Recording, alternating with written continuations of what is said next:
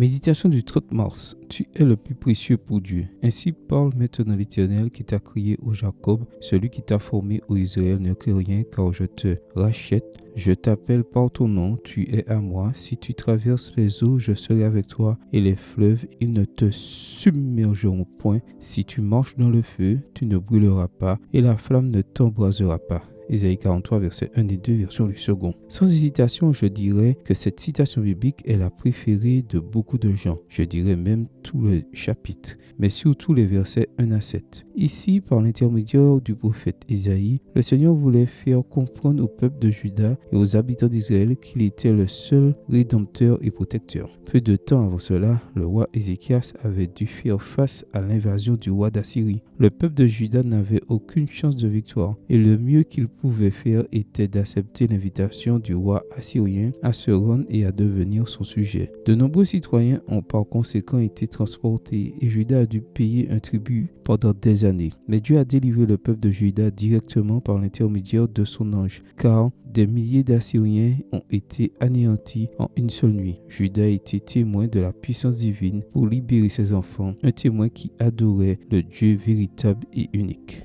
C'est dans ce contexte qu'Ésaïe a délivré ce merveilleux message au peuple.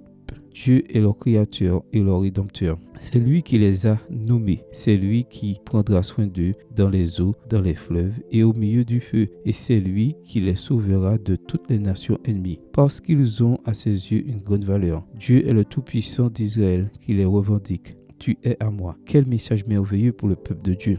Après avoir vu ce que l'Éternel avait fait avec les Assyriens, les paroles du prophète ont pris vie et il pouvait maintenant comprendre en théorie mais aussi en pratique qu'ils pouvaient lui faire confiance, même dans les cas impossibles. Leur Dieu était le Dieu de l'impossible. Il convient de préciser que ce message ne s'adressait pas seulement à Israël, mais à tous ceux qui acceptent consciemment le Seigneur comme leur Dieu. À partir du moment où chaque être humain accepte Jésus comme son sauveur personnel, il devient un enfant de Dieu et l'Éternel le revendique comme sien, comme faisant partie de son peuple. Et il peut donc demander cette promesse. Mon cher ami, peux-tu imaginer la voix de Dieu te murmurant ainsi parle maintenant l'Éternel qui t'a créé? Oh, celui qui t'a formé? Oh, ne crains rien, car je te rachète, je t'appelle par ton nom, tu es à moi. Lis le verset 7 et approprie-toi cette promesse. Tu es ce qu'il y a de plus précieux entre les mains de Dieu, tu es son enfant. Ne vis plus comme un orphelin, car tout est par sa grâce. Amen. Bonne journée à vous et que le Seigneur vous bénisse.